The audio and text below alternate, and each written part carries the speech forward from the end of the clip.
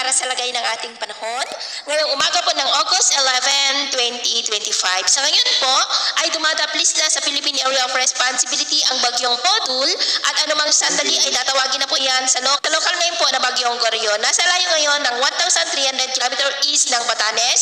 Mababa po ang tsansa nito na direktang makaapekto dito sa ating bansa maliban sa bahagya nitong mahatak ang habagat na siyang magpapaulan sa ilang bahagi po ng ating bansa. Posibleng sa Miyerkules ng gabi, tuluyan na rin po yan na makakalabas muli sa ating area of responsibility.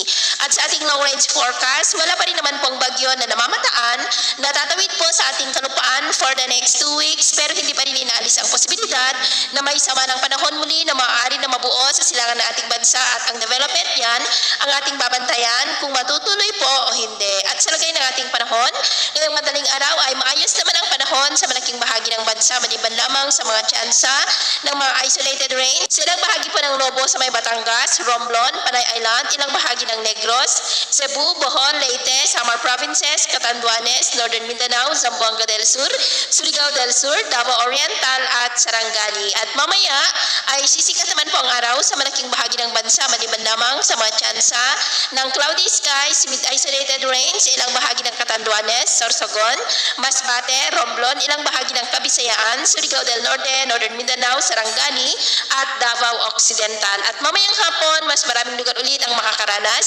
ng mas maulap na kalangitan with isolated rains. Kaya kung lalabas tayo sa ating mga tahanan, ugaliin lamang po natin lagi ang magdala ng kahit anong panangga natin sa init ng araw at protection na rin po sa mga biglaang buhos ng ulan. At sa atin naman pong mga baybayin, wala na po tayong nakataas na namang gale warning signals, pero bayong mag-ingat lamang po kung papalaot tayo para po mas makaiwas sa mga sakunang